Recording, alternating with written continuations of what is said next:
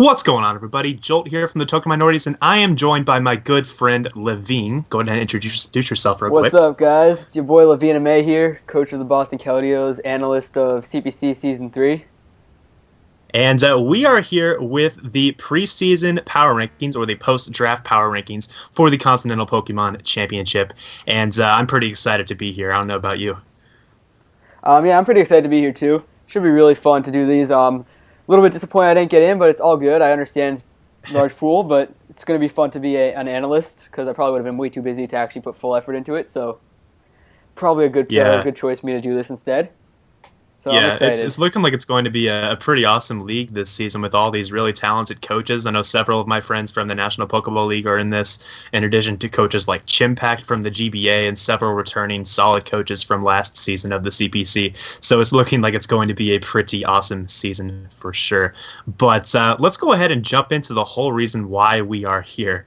And that is to give our power rankings after observing the draft that just recently took place. So, as you might expect, Levine and my power rankings are not going to be very similar at all in this video, and that's because it's strictly based upon our opinions of the drafts. We haven't seen any battles take place yet between these coaches, so we don't really have anything that we can judge based upon that. So we're going to have pretty different rankings here, and we hope that you'll bear with us, as these are just our opinions, so please don't get mad at us if we're not ranking someone where you believe that you should be ranked or they should be ranked. Yeah, guys, don't kill us. Please. It's just our opinion.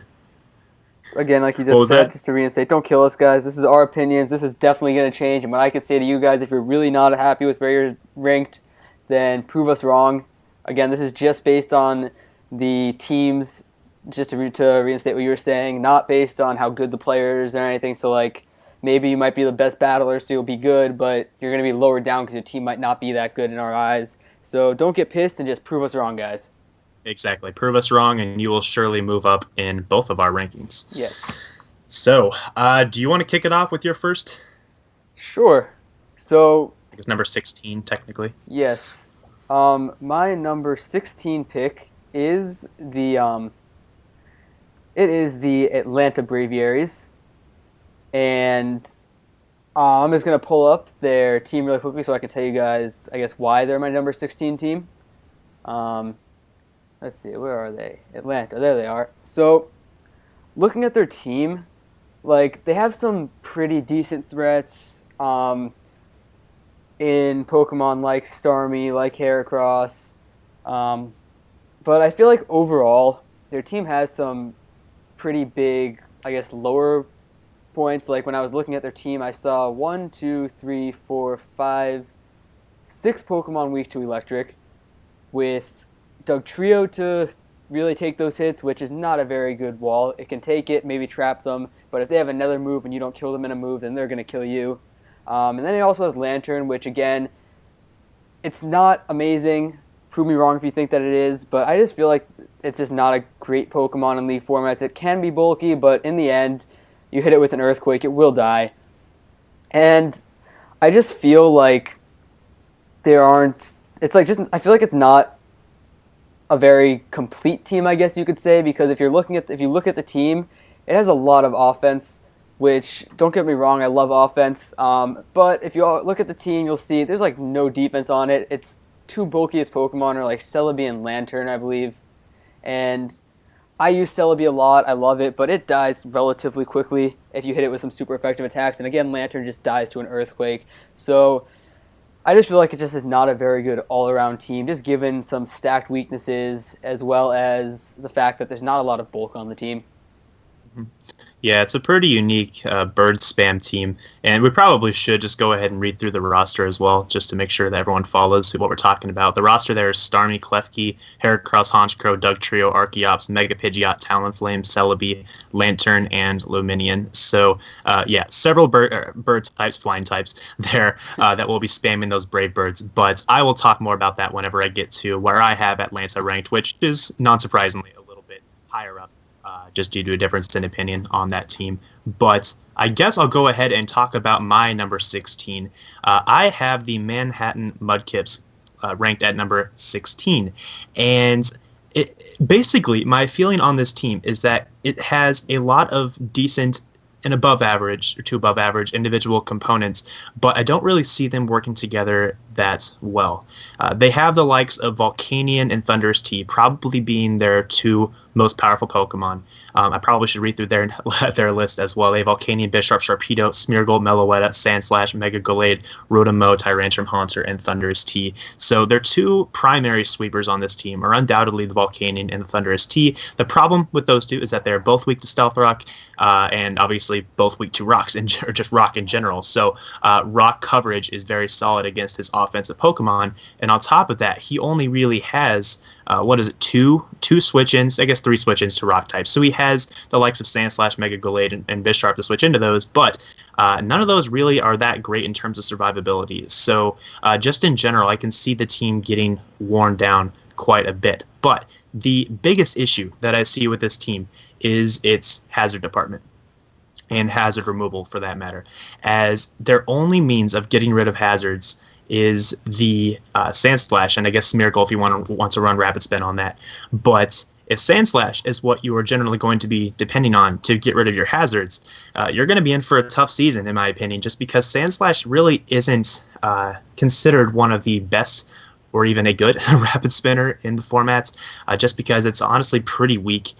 Its physical defense is decently high, but its special defense is terrible. So it doesn't really survive very long in a game. And if you're going to be leaning on Sandslash to be getting rid of your hazards, it's going to be kind of difficult. But on top of that, he does not have Defog as an option on his team, again, outside of the Smeargle, I believe. So when a team doesn't have Defog, from a team builder's perspective, at least from my perspective, that means that they are weak to the likes of dual screens, and they are also weak to teams that have ghost type support, meaning that you're not able to rapid spin against the ghost type, and the weakness of dual screens comes from the fact that you can't defog away the dual screens. So that's just an additional weakness that I see in the team just at face value, because it only has, in my opinion, relatively weak hazard support or hazard removal support. In addition to that, I felt that fighting spam, so a bunch of fighting attacks, would be very, very good against his team as well, more so than almost every other team in the league, in that their only switch-in to fighting attacks is Haunter. Mega Gallade is not a switch-in because its physical defense is not that high, and Haunter is also very frail despite the fact that it's immune to fighting attacks. It won't be able to handle any of the other coverage that almost every single fighting type is going to carry. So just in general, there's a lot of holes on this team that I believe are going to likely hinder him throughout the season.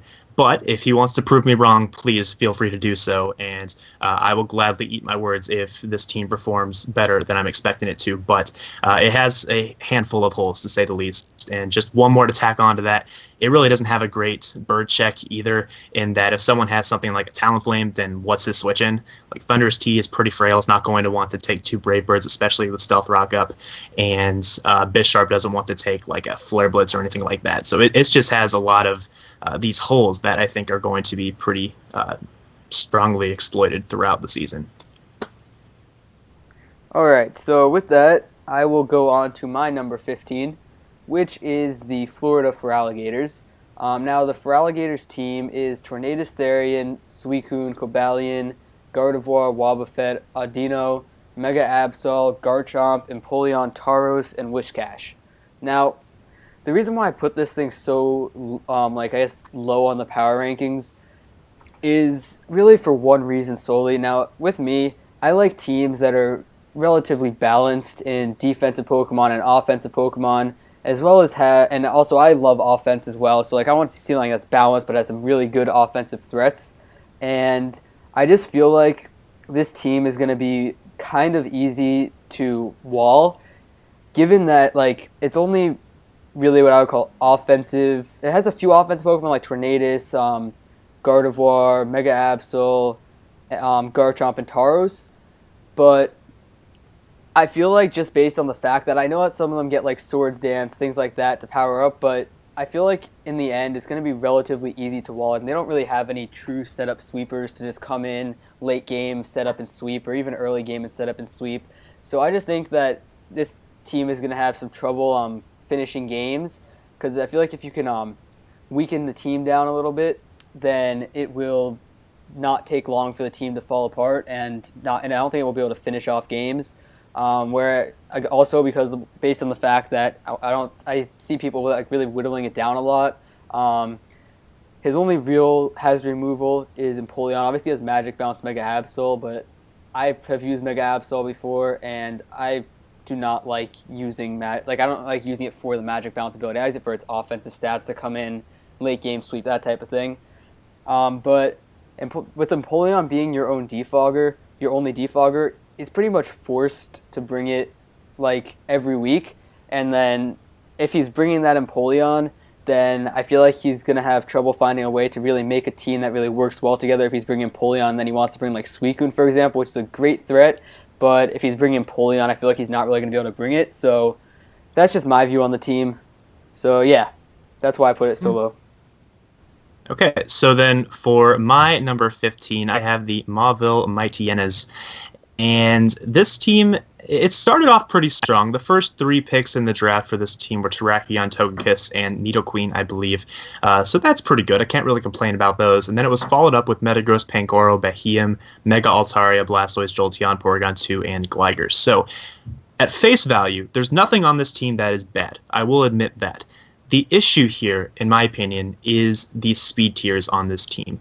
Granted, they have Jolteon. Jolteon is a very fast Pokemon. It'll be able to outspeed a lot of threats, but outside of Jolteon, the only relatively fast thing on this team is the Terrakion, and then when you get past the Terrakion, there's nothing that breaks base 100 speed. So that's a problem in draft format, especially considering how the meta has evolved to where teams are going to be more offensive. So a team that has these offensive tendencies, or I guess I should say slightly weaker defenses outside of the really fat things like Porygon 2 and Gligar that rely on Eviolite, just this team in general, I think is going to be pretty easily worn down, if not just out offensed.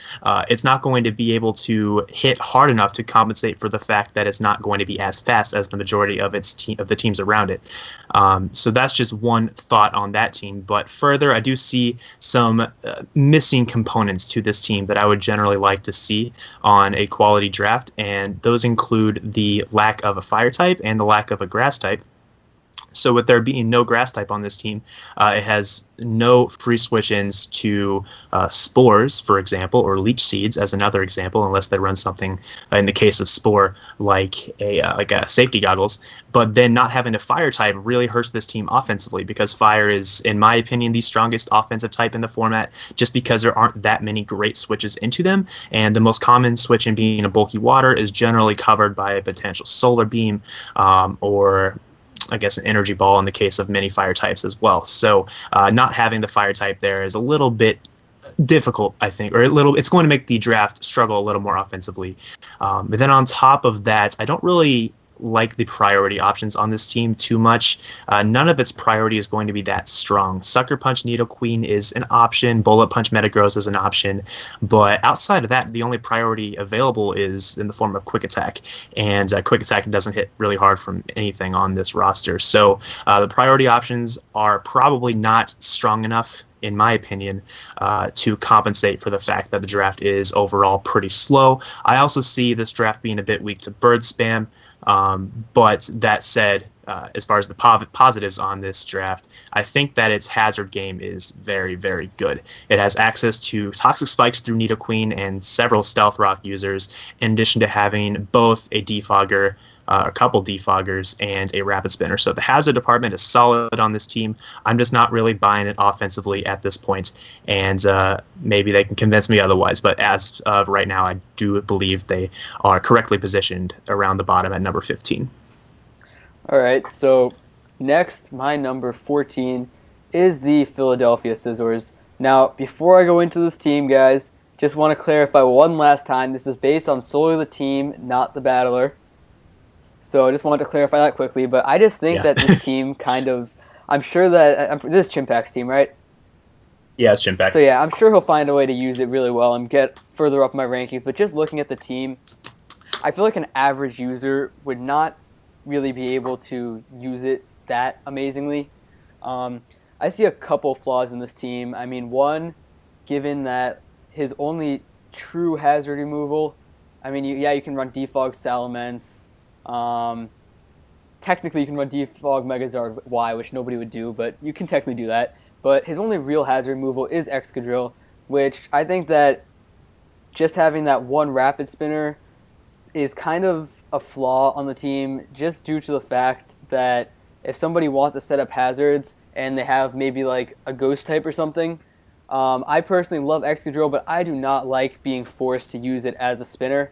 I know it is considered a very good spinner, and it gets the job done, but I prefer to use Excadrill offensively, and by the looks of this team, I would think that Coach also likes to use it offensively, given that he also drafted Hippowdon for that core. And sorry guys, I forgot to go over the team, so I'll do that quickly now. He has Excadrill, Salamence, Chestnut, Rotom Heat, Zoroark, Leviani, Megazord Y, Slowbro, Cofagrigus, Hippowdon, and Lilligant.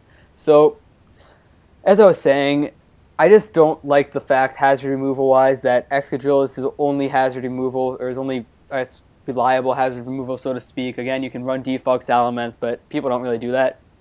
And I personally prefer to run Excadrill offensively, so I just don't like that idea. Another, I guess, sort of flaw that I see in the team, yes, Excadrill and Salamence can be great wall breakers, but once again, with the Excadrill, if you're forced to bring it with Rapid Spin, it's going to be a little bit harder to use it as a wall breaker. And with Salamence, I feel like only having one strong wall breaker like that in my mind. I mean, yeah, Megazord Y can hit pretty hard, but when I say wall breaker, I mean kind of like setup sweeper type of thing. And having only Salamence, I feel, is also another flaw. And the last thing I have to say about this team before I go into what I like about it is I don't understand why you draft a Hippowdon and Megazord Y. I mean, when you talk about his team, maybe you can explain that to me. Yeah, I will. I just don't see the point of that, given that, like, what's the point? I just don't see the point in having two weather users like that. And so, yeah, that's another thing that I saw with his team. Now, looking at some good things on his team, he has some pretty good bulk, obviously, like with Slowbro, Cofagrigus, Hippowdon.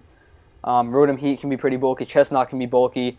And also, which I like about his team, but also I like Leviani, because I just like being able to set up webs. Some people say that webs are not very good in League format, but if you use it right, and you know when to use it, what weeks to bring, that type of thing, I feel like it can be a very good thing to have, especially looking at his team, because he does not have the fastest team in the world. I mean, his highest base speed is 100, and I think other than Leviani, which I believe is like 108 or something, like 106 maybe, I'm definitely getting that wrong, but something like that. So I feel like the webs are going to be very useful. Yeah, Excadrill can run Sand Rush, but I think that the webs are going to be very useful. So I feel like he does have some good things on his team, but I feel like in the end, I feel like it's just not going to work well together, which is like the main reason why I put it a little bit lower down in the rankings. Mm-hmm. Okay, and yeah, I'll hit up more on that whenever I get there. Yeah. But at least in terms of your comments on Salamence with Defog, I actually do think that Defog Salamence is pretty viable. I'm not entirely convinced on his team that it's the best option, but at least in my experience, I've seen that Defogments can be pretty useful, at least as a defensive mon, switch into fire types and etc. But let's go ahead and jump into my number 14, which is the Dewford Drapions. This team is Latios, Milotic, Nidoking, Shaman, Registeel, Ninjask, Mega Gardevoir, Mandibuzz, Feraligatr, Blaziken, I believe that is Blaziken, and Electabuzz. So his team has some threats, and then it kind of drops off. That's kind of my initial perspective on this, in that he has the likes of Latios, Nidoking, and Mega Gardevoir, which all three hit very, very hard, as we all know. And the problem is with this team that I think those three are going to have to carry him offensively, because I personally am not sold on Blaziken in the format. I personally do not like it at all. I think it's too slow to really be of much use. I believe it's base 80, which really doesn't quite cut it without having excellent priority options, in my opinion.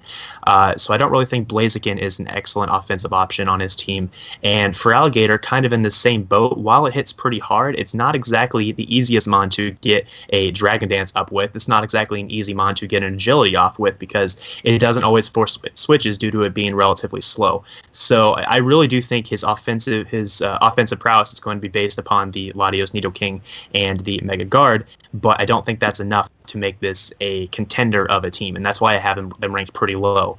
But on top of that, I do think that the other components on this team, the more like role player-esque components like a Shaman, Registeel, Ninjask, Mandibuzz, stuff like that, none of those are very threatening. You know, whenever you're preparing for this team, those aren't exactly things that are going to be jumping out at you as, hey, this could be a threat. I might struggle to prepare for this. Not really, because they're all going to get worn down pretty easily, especially Ninjask and Mandibuzz in the case of Stealth Rocks. But just in general, Registeel is a very passive wall. It's not something that's going to be destroying a team by any means. And Shaman is just not that great in my opinion in the format, because all it can really do is very predictable choice sets, or it could do like a sub leech seed set, and I haven't really seen it used effectively in any other way. So overall, I just find this team to lack the versatility outside of that initial core of Latios, Nidoking, and Mega Gardevoir, and due to that lack of versatility, it's going to make it very easy to prepare for opponents, especially in a league that's going to be as competitive as I anticipate this one will be. And with that in mind, I do think this team might struggle a little bit. Again, just my opinion, but I guess we'll see what happens on that. But in terms of the positives on this team, I really do love the Firewater Grass core on this team, with the Blaziken, the Gator, and the Shaman. While none of those jump out to me as an enormous threat, I do believe that they will be able to complement each other very well in terms of their defensive and offensive synergy. And then on top of that, the Dragon Steel Fairy core of Latios, Mega Guard, and Registeel will certainly be benefiting each other throughout this season. I don't personally like Registeel very much, but given the fact that its teammates are Latios and Mega Guard, I think it's going to be a helpful asset to this team, to say the least. And, I'm kind of on the fence about this team. I'm not exactly sure what to expect out of it. My initial judgment says it might not do that well, but hey, maybe he'll prove me wrong. All right, so next for my number 13, it's the San Antonio Sparse. Now, this team, I feel like it has too much bulk for my liking. Like, for me at least, I don't know, it's kind of contradicting myself, but when I'm looking at a team, I get more scared if I see a team with, like, almost, like, pretty much, like, all very good defensive threats, and then maybe just, like, 2 or 3 offensive Pokemon. But this team, to me, kind of looks like he tried to make it a balanced team, tried to kind of get some more bulk, because I feel like there's a lot of, like, obviously there's a lot of bulk on his team with Cresselia, Umbreon, Gastrodon, Miltank can be bulky, Skarmory. So I feel like there's just not, like, obviously I'm about to say that there's not enough offense, and you guys are going to look at me like, what? He has Mega Lopunny, he has Volcarona, which can set up, he has Gengar, which can hit relatively hard. But I don't know, to me at least, Mega Lopunny is a huge threat, and I agree with that 100% that it is. But the other two, Volcarona and Gengar, I find are relatively easy to kind of whittle down and kill. I mean, Gengar will die to some Pursuit Trap, or any Dark move for that matter. And Volcarona, if you can get rocks up and keep rocks up, which will be relatively, I guess, challenging against this team, given that he has Flygon and Skarmory, but it definitely can be done. So I just feel like having his only, like, when I look at his team, the only true offensive threat that I really worry about is the Mega Lopunny. And I just feel like it's just not going to have enough offense to really put him through. Like, maybe if he drafted, like, had the Mega Lopunny and then a few more defensive mons, I would put him a little bit higher up, but I feel like he kind of tried to draft relatively balanced, but ended up not getting very good attackers, and he got decent walls, or very good walls, I guess. So I just feel like the lack of offense on his team is going to really hurt him in the season. Okay, so then for my number 13, I have the Connecticut Crocodiles, and my initial thought on this team is that it's very passive. And passive teams historically have not performed very well in the format, at least in the leagues that I have watched. Maybe I'm wrong, maybe some other leagues have had some successful passive teams, but from what I've seen, passive teams are generally an indicator of having a tough season. And when I say passive, I'm looking at everything on this roster except two Pokemon, those being Manaphy and Mega Charizard X. The rest being Ferrothorn, Donphan, Heliolisk, Mesprit, Weezing, Acelgor, Granbull, Hawlucha, and Chansey. So there's a lot of things on that team that I would consider to be setup fodder, or something that is really easy to click Swords Dance on or Nasty Plot on and just give the rest of his team a really hard time. So with that in mind, just due to the fact that there is so much setup fodder, it makes the team be kind of sketchy in terms of long-term success. But on top of that, and this is the true reason why I have them rated so low when I do really like the Manaphy Mega Charizard X core, and plus Ferrothorn for that matter, but look at the priority options on this team. I'm just not seeing them. The only priority I'm seeing at face value is Ice Shard on Donphan, and maybe some quick attack users, but I'm not seeing anything else that resembles a priority attack. And priority, especially on a team that has so much setup fodder, is essential for a team to have success. Mega Charizard X and Manaphy are very, very powerful offensive Pokemon, yes, but they have to have the opportunity to get a Dragon Dance or to get a Tail Glow or a Calm Mind or whatever in order to be the threat that it could potentially be. But the problem is, whenever this team is so passive, I feel that opponents are going to be able to take advantage of him before he can take advantage of his opponents. So for that reason, I have them rated in my bottom 4. But in terms of the positives on this team, and there are some positives, don't get me wrong on that. The Manaphy Mega Charizard X Ferrothorn core is amazing, and I believe that core alone could be able to propel him to several victories this season. But on top of that, I also do rather enjoy the Dragon Fairy Steel core, which is somewhat composed of that Fire Water Grass core, having the Ferrothorn Mega Charizard X, and then a Granbull. I think that'll be pretty solid as well. But long story short, I really do think this team will want some better priority options, or to become a bit less passive if they want to have some success this season. All right, so before I go on to my number 12, I want to apologize. I forgot to go over the Sparks' team, so I'm just going to go over that quickly. The Sparks have Gengar, Cresselia, Umbreon, Gastrodon, Flygon, Miltank, Megalopoly, Skarmory, Volcarona, Electros, and Gorbis. And you guys already heard everything I have to say about that. I just wanted to go over it quickly because I forgot to before. So next, for my number 12, I have the Golden State War Turtles. Now, I feel like this team has the ability to do well if the person using it is a good battler, which, based on what I've heard, they are. Again, I am coming at this completely unbiased because I don't really know how good everybody is. But just looking at the team at face value, I feel like it has a couple flaws. Clefable is amazing, but if you can kind of sense what the Clefable is going to do, if you can get in when it's only at +1 or even +2 and hit it, you can usually do enough damage to kill it or weaken it. And then, so I personally think that Clefable is a huge threat in leagues, and you have to prep well for it. But if you prep well, I agree. I don't know, just from my experience, at least with my teams, if you prep well for it, it's not that much of a threat. And then, obviously, before I keep going, I'm gonna go over the team, guys. Sorry, I keep forgetting to do that. You got Clefable, Goodra, Galvantula, Tentacruel, Magneton, Gourgeist, Mega Aggron, Latios, Staraptor, Virizion, and Golem. I don't think either of us have experience with doing power rankings in the past, so do bear with us as we're trying to iron out the process of doing all this. This is our first time. Smooth. Yeah, definitely.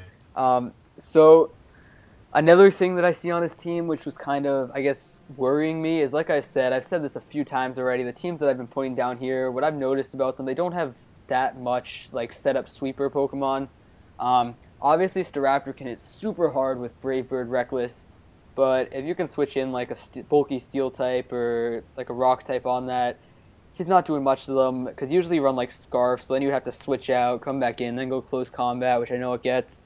So I see that that's a problem. There's not that much setup sweeping. I mean, you can go Curse on Mega Aggron, but I've used that, and it does not work as well as it should.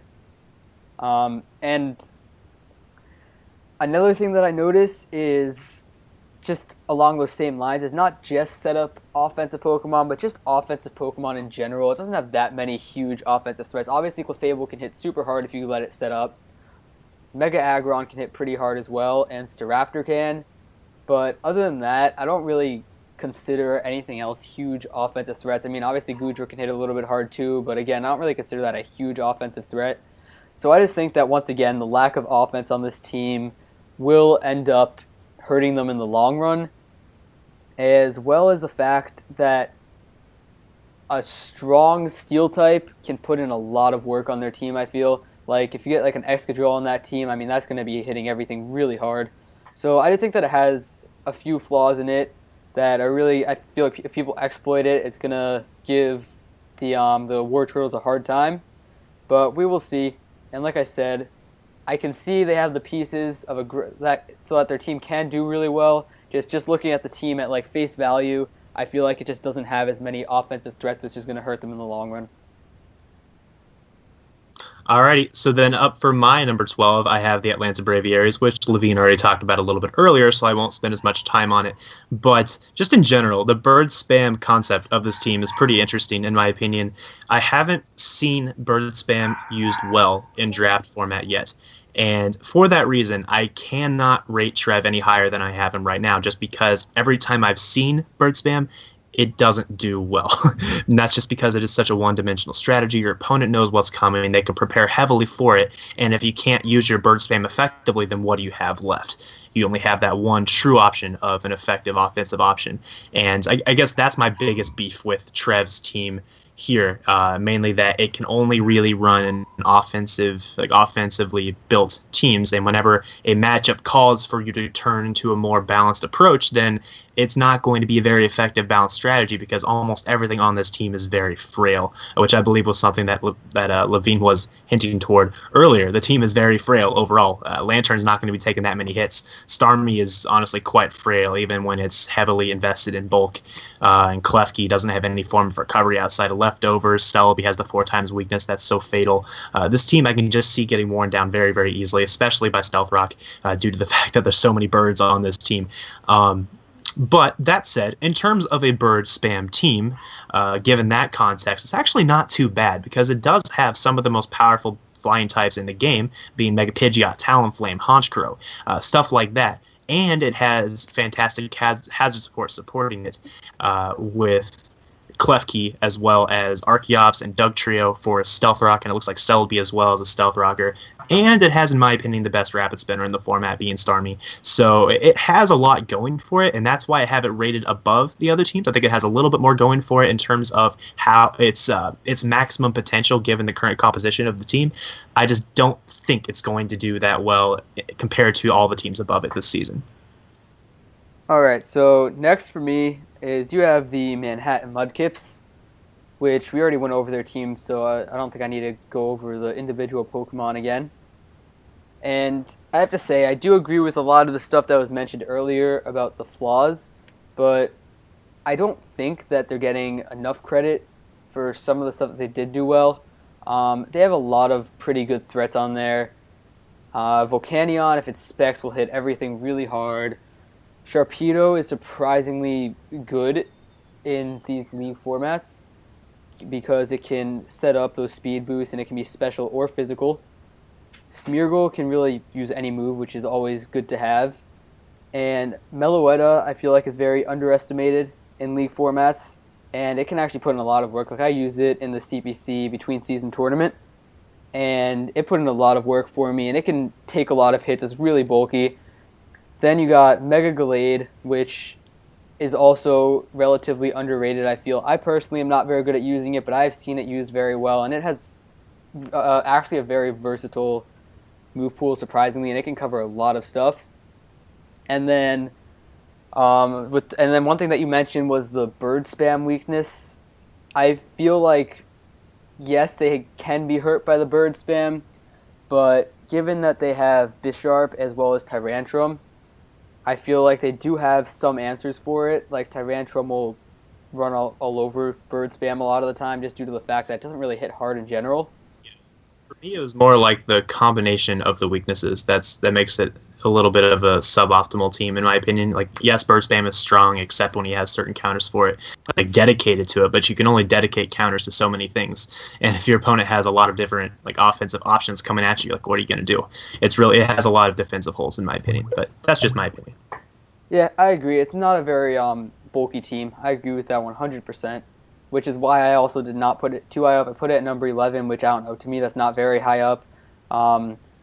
But I feel like it also does, like, because you had already covered all like the flaws it had, I thought I would just go through and basically just cover all the stuff that I saw that could work for it. Yeah, certainly. So yeah, that's what I think about the team, as well as I agree with pretty much everything that was said by Jolt earlier about it. Okay, so then for my number 11, I have the Florida Alligators. And just to reiterate, since it's been a little while, Torrentee, Suicune, Cobalion, Gardevoir, Wobbuffet, Audino, Mega Absol, Garchomp, Empoleon, Tauros, and Whiscash. Now, I'm going to be honest and say my bias might have influenced this a little bit just because I love Wobbuffet. And Wobbuffet plus Mega Absol is a very, very disgusting core. And that is something that I'm really excited to see how it works this season, because that's something I might actually consider drafting in the future on my end, just because of how Mega Absol's ability supports Wobbuffet so well, in that if Wobbuffet wants to encore an opponent into a status move, you can go into Mega Absol and you can automatically status that opponent and then take advantage of them on top of that with a Swords Dance or something. So that combination is really, really solid, and I think that is going to be what this team relies on to have success this season. But on top of that, I do also like the Tornadus T Garchomp offensive core, at least in terms of its offensive prowess. Now, defensively, there is an ice weakness, I believe, on this team quite a bit, in that I guess they have Empoleon. They have Empoleon as weakness, so I shouldn't really say it's an ice weakness, but they do have ice weaknesses on their more offensive threats, which is something that's worth considering, especially if an opponent has the likes of like a Mamoswine or something that has a powerful ice shard that could potentially give this team some trouble, especially considering the ground coverage that supports that from Mamoswine will be able to hit Suicune and Empoleon very hard as well. But I guess going back to the Wobbuffet situation, there's also a nice steel type on this team in the Cobalion, two steel types, Cobalion and Empoleon, both of which could also take advantage of an opponent being encore locked by Wobbuffet. So I really do like the concept of this team. I will start by saying that. But in terms of the parts of this team that I really don't like as much, it's pretty weak, and I believe you were alluding to this earlier as well. It's not very strong offensively. It has some cool kinks and quirks, I guess is the better word for it, but offensively it's not really cutting it for me, just because it's not really fast enough, I believe. I guess it has Mega Absol and Tornadus, but it's not fast enough to really convince me that this level of power is adequate. When it's a relatively mediocre, average, I'll say it's a relatively average team in terms of its speed tiers, I would expect it to have a little bit more offensive prowess. And all I'm really seeing in terms of like devastating offense is Garchomp and perhaps a Mega Absol if it gets up a Swords Dance. So I just don't really see this team being able to rise to the top half of the league this season. I could see them picking up a handful of wins for sure. And I also know the skill level of this battle is quite high, so this battler is quite high, so he should be able to pull off some wins based upon that alone. But in terms of the draft alone, I'm just not really feeling it as a top half draft. And just in terms of some of the downsides to this team as well, I do think that it's going to have a very hard time against the likes of things like Mega Medicham. Not sure if that was drafted this season. I can't remember off the top of my head, but if Mega Medicham was drafted, that would give this team hell. It was. It'd be very, very bad. It was drafted. Just because Wobbuffet is not a counter to Mega Medicham at all, due to the fact that Mega Medicham gets Baton Pass, and if someone just now learned that for me, you're welcome. But it's very weak to fighting psychic coverage, especially when that is supported by like knockoff or something like that. And for the case of something like Mega Gallade, because that makes Wobbuffet a little bit less useful as a counter there. It's also pretty weak to bird spam, as well, as I'm looking through his team, and it looks like his bird check is Empoleon, which, while that can hit most birds super effectively, Empoleon has no means of reliable recovery outside of rest, and that's not really reliable, honestly. So this team could struggle with bird spam.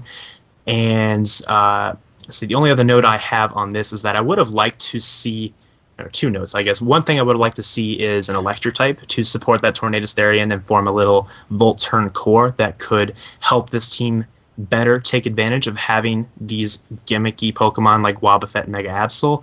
I think that would have been kind of nice on this team. Maybe something like, I don't know, a Manectric or something like that, a Manectric or a Jolteon, maybe even a Heliolisk. I think that would look pretty good on this team. But then the other issue that I noticed with this team that may or may not be exploited this season. We'll just see how our competitors want to prepare for this team. But it's pretty weak to toxic spikes as well, especially if they're able to sneak those toxic spikes up around before the Mega Absol becomes a thing and can deter them.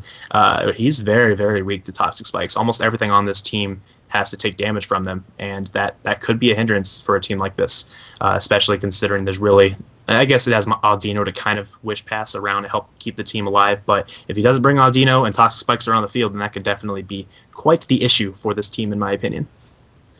All right, so my next person at number 10 is the Sydney Sharpedos. Now, I still had just one, I guess, bigger problem on the team that kind of just stood out to me. Obviously, he has the nice Steel Dragon Fairy core with Mega Scizor, Kyurem, Black Sylveon, and to go with that, I'll just say the team now. We got Reuniclus, Tangrowth, Arcanine, Drapion, Stunfisk, Slowking, Quagsire, and Masquerain, plus those three that I just mentioned. So I do like his Dragon Steel Fairy core. But one thing that I noticed about his team that really stood out to me was that he only has 3 or 4 really true threatening offensive threats, I feel. In Kyurem Black, Reuniclus can be an offensive threat if you use it that way. Mega Scizor and Sylveon. But other than that, I feel like he does not have that much offense on his team, which could be a hindrance. Again, as you guys mentioned, that's kind of a recurring theme with me. I feel like teams need to have a decent amount of offense to be able to be good. I don't know, at least with me, I usually tend to draft a little bit more than half my Pokemon to be good offensive Pokemon. But that might just be my playstyle, my draft style. But that was really the main problem I saw with this team. Now, he does have the huge threats to really make it a problem, like those 4 that I just mentioned, as well as some pretty good role players, as well as just some good Pokemon in general. Like Tangrowth can take a physical hit like crazy. Quagsire could be good if you want to stop those setup sweepers. I feel like in the end, what's really going to come down to, as well as what I really think a lot of this is going to come down to, is which team has the more, I'm going to say, offensively balanced, if that makes sense, because as I've been mentioning, I've already said this 10 times, but I'm going to say it one more time, I like offense, and I feel like obviously you can't have a pure offense team, but I really like to see a decent amount of offense, about half or more than half. So I just feel like that's really going to be a problem for this team, just given that it doesn't have that much offense on it. Okay. So for my next pick, or my next selection, number 10, I have the Arizona Dactyls. And this team is Landorus Incarnate, Magnezone, Vaporeon, Kyurem Standard, Braviary, Crustle, Mega Diancie, Skuntank, Breloom, Azelf, and Emboar. Now, the main issue I see with this team is, again, its speed tiers. The only relatively fast, I guess there's 3 relatively fast things, relative to relative term. He has Azelf, Mega Diancie, and Landoi, which are relatively speedy.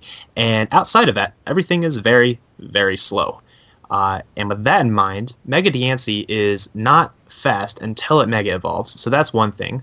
Landoi, honestly, is not that fast. I believe it outspeeds base 100s, but that's about it. Of course, it'll outspeed everything below that, but there's a lot of Pokemon that are above base 100.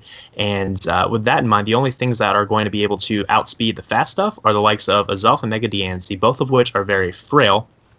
Mega Diancie is not going to be that fast until it Mega Evolves, so that puts a lot of pressure on Azelf to be the speed demon of this team. And Azelf does not like to be that role. I have personally used Azelf. Azelf wants to be versatile. It wants to be able to use its supportive moves as often as it uses its offensive moves. It doesn't want to be the thing that's relied on to be the Choice Scarfer, for example, or to be the thing that's supposed to be outspeeding everything else. That really is not where Azelf shines. And that's why I have this team rated as low as I do. But I have this team ranked above everything else because, honestly, I really do like the other components of this team. I think it has a lot going for it, especially in terms of its hazard department. It has Braviary to deter Defog. It has Mega Diancie to deter the opponent putting up Stealth Rocks. It also has Skuntank to get rid of the hazards. And it also has Crustle to set more hazards of his own. So he has some nice hazard options. I would like to see maybe one more Spinner or Defogger enter this team at some point. I think it would definitely benefit from that. And I also would like to see even more hazard options on his side to better take advantage of having Defiant Braviary to deter the removal of those hazards, as Lando I very much so, and Mega Diancie for that matter, will benefit from having hazards on the opponent's side of the field, as it only takes a little bit of chip damage to essentially guarantee that these two Pokemon can OHKO everything on the opponent's roster. So that's definitely a core that I expect to see great things out of this season. And then on top of that, I do really like the Breloom on this team. Breloom just in general is a very powerful Pokemon priority-wise, and outside of Breloom, the priority options are relatively limited. They do have, I believe, Sucker Punch on Skuntank and Sucker Punch on Emboar. I'm not really a huge fan of Sucker Punch as a priority option just because it's not guaranteed to do damage. Breloom, however, has very powerful priority and stab at that in Mach Punch, so I do believe that Breloom will come in clutch this season for this team. But overall, I'll be honest, I like this team. I just would like to see a little bit more in terms of its speed tiers. Maybe pick up one thing that's a little bit faster. That would help out the team a lot, and maybe strengthen its hazard department even more to make it such that that is the centerpiece of this team. That is what people will be fearing whenever they have to face this team. All right, so now I'm going on to my number 9, I believe, which is the Arizona Carvanas. Now, before I go into what I think about it, the Carvanas team, I believe, is Victini, Lucario, Crocodile, Uxie, Hariyama, Scyther, Mega Blastoise, Scolipede, Zapdos, Deontay, and Gogoat, correct? That sounds right, yeah. Okay, just want to make sure because it's just ARI, so I wasn't sure because there's 2 Arizona teams, so it's just kind of confusing. That's the one. That is the one. All right, so I put this team where I did because I think that it has a lot of threats, and it is a very hyper-offensive team, I believe, which, like I stated, I like offense, but I feel like this team has too much offense. Like, maybe a little bit more defense on this team would be good, because it has, let's see, Uxie's bulky. I personally don't consider Mega Blastoise a wall because you usually want to run it offensive given its ability, but you got Uxie, which is bulky, Diancie, which is bulky, but a steel type just kills it, and then I guess you can use Zapdos bulky. But other than that, it is all offense. I do like his Scolipede pick with his team, just given how hyper offensive it is, because that really just helps make the hyper offense even better, given that it can speed things up. So he can pass speed onto Mega Blastoise, for example, so it can actually outspeed stuff and sweep, things like that. And also, Scolipede is also good because it can set up hazards for him. So he has every form of hazards except for sticky webs, which I also like. But I feel like what's going to come down to is he's either going to have a big win, like a 4-0, 5-0, or he's going to lose. Because if it comes down to if you were to tell me that's a 2-0, I would think that the other person won, just given that his team is so hyper offensive that it is pretty easy to whittle down. Now, obviously, and also I think that it's relatively weak to hazards, given that Mega Blastoise and Zapdos obviously can defog, which is good. And also Mega Blastoise can Rapid Spin, which you could say it has both ways of clearance. But I just think, at least from my experience or what I've used stuff for, I would prefer to use a filler move on Mega Blastoise that can really make it hit more things than run Rapid Spin, personally. And with Zapdos, I like running Defog on it, so I can't really say much about that. But I feel like maybe if he had more bulk and a little bit more hazard removal, so to speak, maybe a different Rapid Spinner that it might be I personally would think is a little bit better, then it would be a much better team. I feel like it's just going to come down to either he's going to get a big win or he's going to end up going for a long battle, really long, tough fight, and end up getting just whittled down because of how offensive his team actually is. Mm-hmm. Okay, yeah, we have relatively different opinions on that team. They're much higher on my rankings, but I'll get to them in a little bit. But okay, so then my number 9 is the Emerald City Melodics. So this is the champion from last season. And his team is Heatran, Rotom, Wash, Amoonguss, Mienshao, Aromatisse, Stoutland, Mega Beedrill, Gliscor, Ditto, Tyranitar, and Ambipom. So the defense on this team is really, really good, in my opinion. Having Heatran, Rotom Wash, Amoonguss just alone, that Firewater Grass core is so bulky and tough to take down, but it's also supported by Aromatisse. And we've seen through previous success that Sam is very good at utilizing the wish passing utility of Aromatisse or of fairies to help support his defensive core. So I think he's got the core that he's comfortable with, and that I believe is going to lead him to some success this season. But on top of that, he has some pretty powerful threats offensively, having the Tyranitar plus Stoutland, so he has the nice sand offense approach that he can work with. He also has Mian Shao to work alongside the Amoonguss as a nice regenerator core. So he's got a lot going for him on this team, and that's why I have them ranked as high as I do. But the issue with this team, the big two huge issues with this team, in my opinion, one is its weakness to fighting plus ice coverage. If you look through his team, what is his switch in to a powerful offensive attacker that has fighting and ice coverage? He really doesn't have one. Aromatisse would be his best option, and I guess that could theoretically work, but it's not too uncommon for fighting attackers to also have something along the lines of Bullet Punch or Iron Tail or Poison Jab, something to hit Aromatisse super effectively. It's, in fact, very, very common for that to be a possibility. So I think while the defensive core is very strong, I think it could definitely improve by having something that wasn't weak to that coverage. But the bigger issue, and I think the sole issue that is going to really be the thorn in Emerald City's side throughout this season, is their hazard removal department, as the only thing on this team that can get rid of hazards is Gliscor. And that means if Gliscor has to run Defog, Gliscor cannot use Poison Heal. And if you're going to be running a team that's as bulky as this team appears to attempt to be, you're going to be losing the hazard game almost every single battle. And if you're losing the hazard game, your defensive core is not going to stand up to the likes of powerful offensive sweepers that we've seen on several of the teams already, but also especially the teams that are ranked above them in the power ranking. So I think this team really could use a better, maybe two more hazard removers to help free up the Gliscor slot a bit, make it more of a mixed threat instead of just being for an opponent to say, hey, this guy's just going to run Defog Gliscor. I don't even have to be concerned about the Cancerous Toxic Heal set. So that's just something that I think could be a hindrance to this team. Maybe Sam will just prove me wrong. Maybe he'll prove that you don't even need hazard removal to be successful in the format. I don't know. But I guess we'll find out. That's the biggest hindrance to this team, and I want to see if Sam can overcome it. All right, so with that, I'm going to go on to my number 8 team, which I have the St. Louis Reshiram at number 8. Now, looking at this team, I feel like it has a bunch of things going for it, but at the same time, it also has some pretty apparent flaws, I guess you could say. First look at this team, his real true, like, all the bulk that he has is Fortress, Seismitoad, Jellicent, and I don't really consider Mawile, but we can even throw that in there. Once again, this is just me kind of just saying, like, kind of looking at teams like a team that I would want to use, a team that I like to use, and I just think that there's not enough bulk on this team either, just like a lot of the other teams.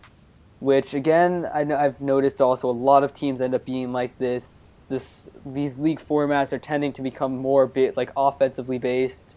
Yeah, definitely. With me, at least, from experience, when I started doing leagues, I drafted a pure hyper-offensive team, and it did not work out well for me. So ever since then, I've been trying to get more balanced teams that could really do a lot of different things. And I just feel like this team does not have that much bulk as well. On top of that, it does not have that much bulk, and then in the hazard removal department, it has Fortress with Rapid Spin, and I think that's it. Correct me if I'm wrong. That's it, right? Let's see, which one are you looking at? You're looking at St. Louis? Yeah. Let's see, I'm pulling up the roster. Yeah, that's correct. Yeah, so he only has Fortress with Rapid Spin, and I personally, if I had a team, I would not want to feel forced to bring Fortress every week to clear hazards, because I don't think that Fortress is the biggest threat in league formats, personally, because, yeah, it can set up the hazards, it can play its role, it can maybe get rid of the hazards, but in the end, it's not going to really be doing much other than that. It's basically just there to be there, and it's kind of just taking up a space that you could be using something to kind of counter a Pokemon. So, just based on my thinking, I just think that the combination of not a lot of bulk as well as not that much hazard removal is going to hurt them in the long run. But Reshiram's, if you want, feel free to prove me wrong. Yeah. Okay. So then, actually, we'll talk about Maddie's team here in a little bit as well.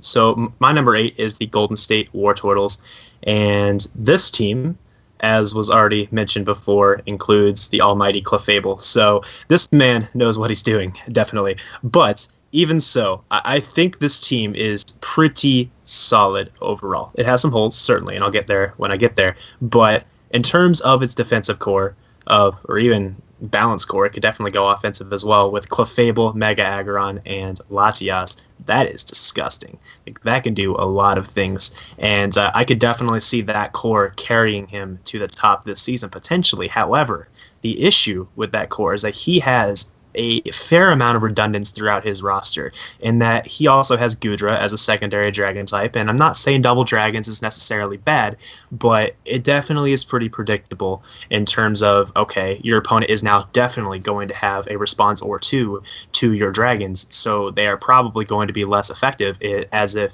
opposed to if you only had maybe one of them, and your opponent might be more likely to prepare less for dragon. So that's just a thought there. But in addition, in terms of the redundancy, he also has the Magneton on top of the Mega Aggron. So again, a lot of similar weaknesses between those two Pokemon. That said, Magneton is fantastic support for the likes of Clefable and Latias, as really some of the most common switch-ins to Clef and Latias are Steel types, and Magneton is there to trap the Steel types. I'm sure that was his thought process when he drafted it, so that's definitely nice planning on his part. Now, in terms of more positives on this team, he does have access to several hazard options. I believe he has access to every single hazard in the game outside of spikes. Yeah, that looks correct. And he also has a rapid spinner to be able to spin away the hazards on his side and keep his hazards on the opponent's side. So he has a lot going for him in the hazard department, and I really do think his team will benefit a lot from having Galvantula as the sticky web layer on his team, as a lot of his team is relatively slow. No one's going to deny that, and honestly, I'm not a huge fan of its speed tiers, but the reason I have it as high as I do is because with essentially guaranteed sticky web support, I see this man bringing sticky web over 50% of his games, honestly. With that guaranteed sticky web support, this team is an absolute nightmare to prepare for. And he does take advantage, I think, of opponents having to waste a turn to defog or spin pretty well overall, in my opinion. Perhaps this team could be a little lower, as it's not really the most powerful team on paper, but I do think this is approximately where it belongs, just due to the upside of this team if the coach will prepare adequately using it. All right, so sorry, just before we move on, just something that I forgot to mention about this team a while back when I went over it, just about the Magneton being there for the Clefable and the Latias. I see his thought process there. My guess, I mean, I could be completely wrong with this. My guess is that he was probably, because I personally do not like Magneton for that role, just given the fact that most Steel types that I've seen used will be running Earthquake. So even if he gets in there, they will be able to hit that for 4 times super effective and really kill it pretty quickly. And it wouldn't really. You got to remember though. Magneton gets Magnet Rise. That's a thing. True, but also it's not that fast. That's true. Maybe you could sub down on the switch in. I've seen a good friend of mine, Matty Brolick, pull off that strategy in the National Pokeball League, and that was pretty fantastic. Yeah. So it's definitely possible. Yeah, that was just one thing. That was one comment I wanted to make on that before I go on to my next thing. So next one I have for number 7 is the Emerald City Milotics. We already went over them, so I'm not going to go over them as much, but I personally like their team a lot. I see a lot of good things on their team, given that I see a very, like, this is getting a little bit more, if you go further up the list, for the most part, I pick teams that are like teams that I would tend to pick, because I tend to like my teams that I pick. I mean, they might not be the best to other people, but to me, that's what's good, I guess. And it's starting to get a little bit more to that side of things, like kind of more like stuff that I would pick, because I like he's pretty balanced, I would say, with the Heatran, the Mean Shao, the Stoutland, the Mega Beedrill. Let's see, that's 1, 2, 3, 4, 5, 6 Pokemon, I would say, that are offensive. Then he has 1, 2, 3, 4, and then I'm going to go with 5, including Tyranitar in that. And also I could even say 6, including Heatran, just because for me, when I'm drafting a team, I tend to like, as I mentioned, the balance as well as having some more like faster attackers as well as some more bulky attackers. So I just like his team because I feel like it's getting kind of similar to a team that I would personally draft. And also another thing that I wanted to point out about the team is the fact that he could have a weakness in the hazard removal department, as mentioned before.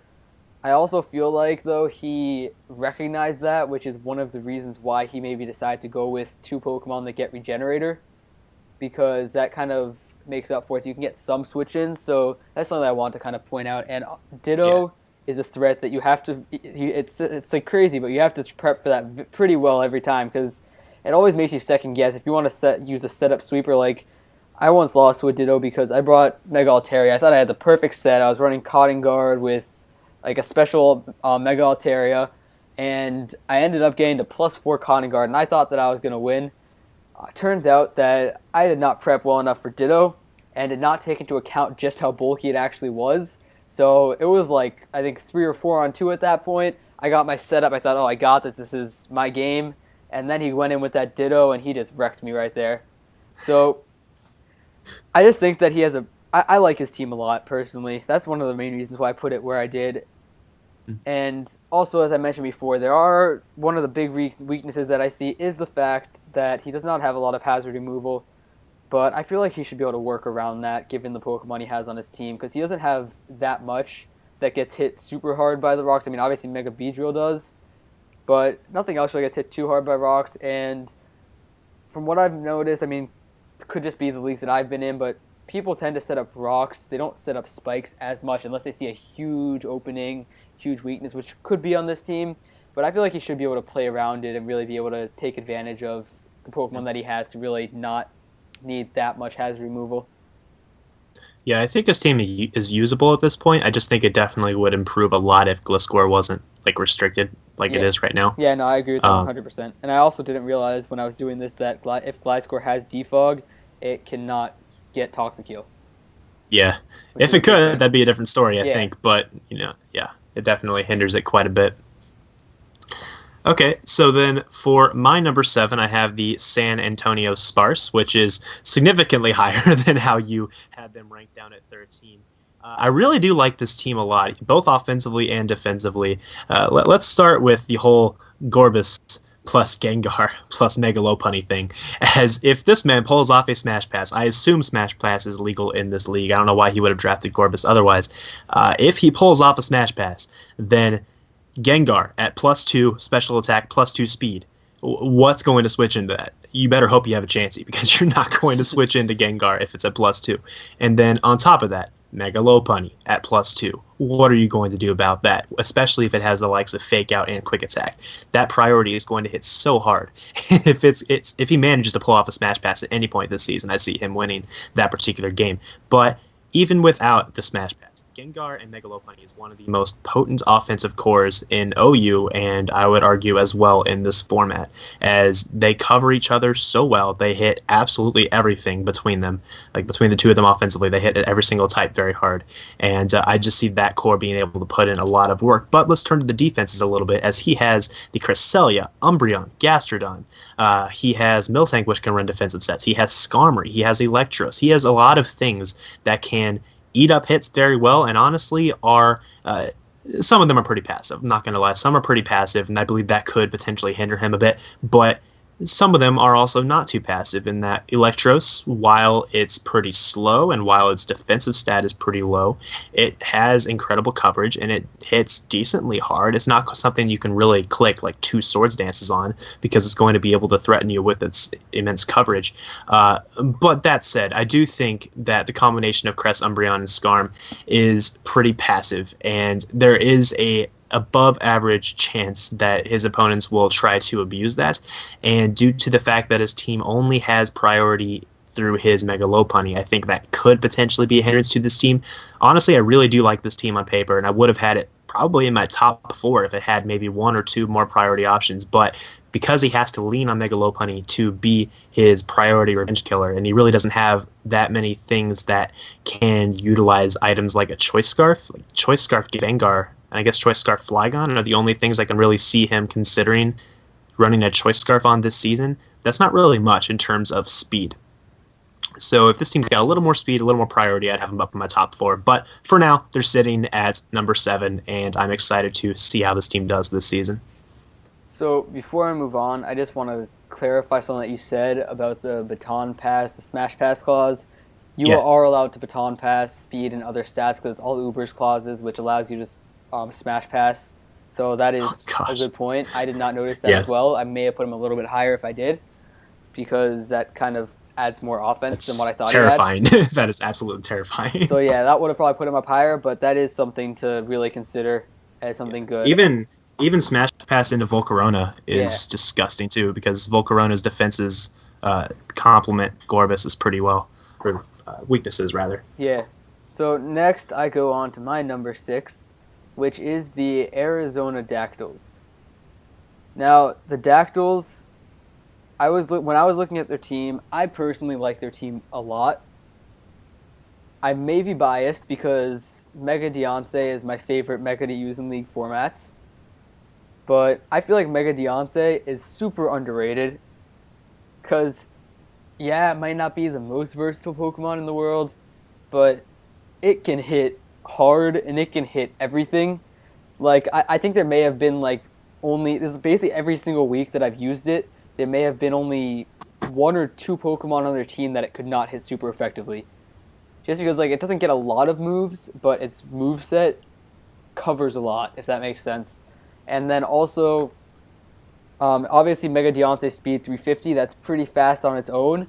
But another set that I've run multiple times that works very well if you see, Mega Deontay is going to put in work on this guy's team, is I run no speed investment, max HP, max special attack with Rock Polish, and then it just can go in there and it outspeeds any Scarf Pokemon, which is also something to look at. And then you look at the rest of his team. I think that Vaporeon is one of the best Wish Passers in this format, personally. And I would agree.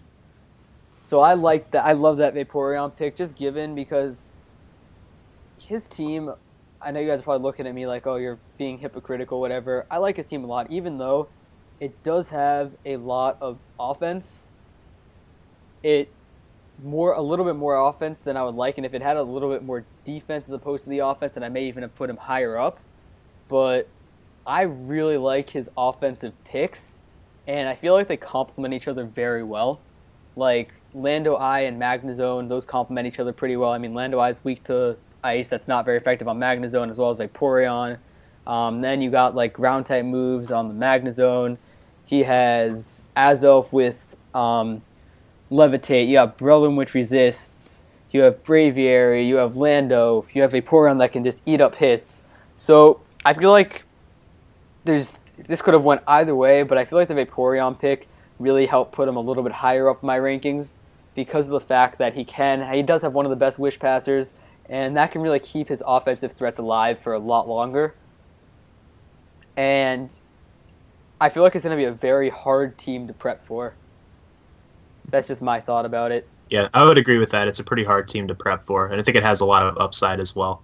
It'll be interesting to see how he does. Yeah, I mean, you want to go say, oh, I'm going to go with a really strong fighting type. Oh, well, I have Mega Deontay, which is most likely going to outspeed your fighting type, and Braviary, which I can Scarf and outspeed, and Azelf, which can just kill it. So, I feel like he just did a good job really covering his team's weaknesses, and I feel like during this draft he was pretty aware of his team and what he had and how to complement it, which is why I put it relatively higher up in my ratings. Mhm. Yeah, I can respect that for sure.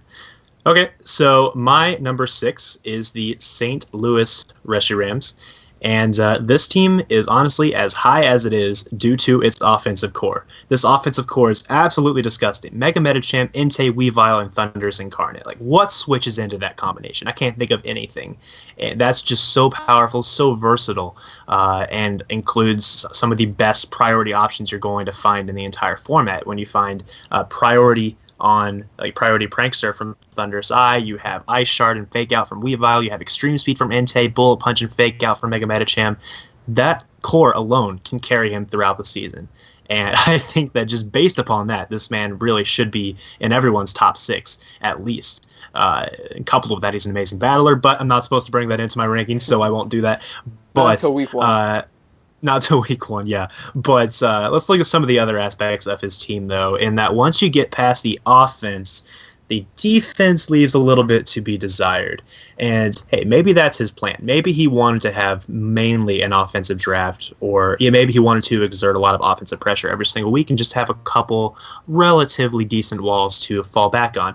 And if that's his plan, then I think he did a good job with his draft. However, I do think that the defensive mons on his team could have been a bit more. He could have a little more variety in those selections, in that he has Seismitoad and Jellicent, so those are going to share the grass weakness.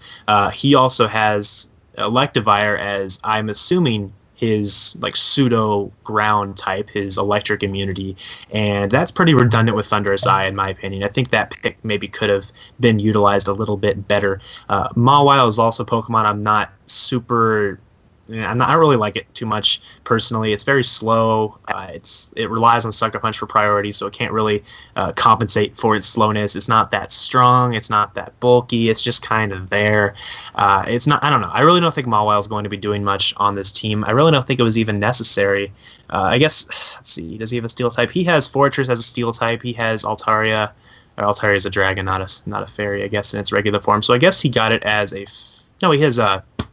He has Whimsicott, so he has a fairy as well. So I'm not really sure on the Mawile pick. I'd be interested in hearing his reasoning behind that. But offensively, this team's amazing. I'm not going to say anything negative about it offensively. I just do think that his defenses are going to get worn down. And if he's not able to keep up the pressure like he needs to with this team, then he could struggle. But I do think that his offense will be able to carry him through this season. And I guess one more note on that I should bring up. He does only have Fortress as his hazard removal, as I believe Levine pointed out earlier. So when you're leaning on the Fortress for hazard removal, that could be a bit of an issue. However, given the hyper-offensive nature that appears to be throughout this team, I don't think that'll be too big of an issue for him, as he probably won't be switching too often. But hey, I guess we'll see how it plays out whenever the battles start up.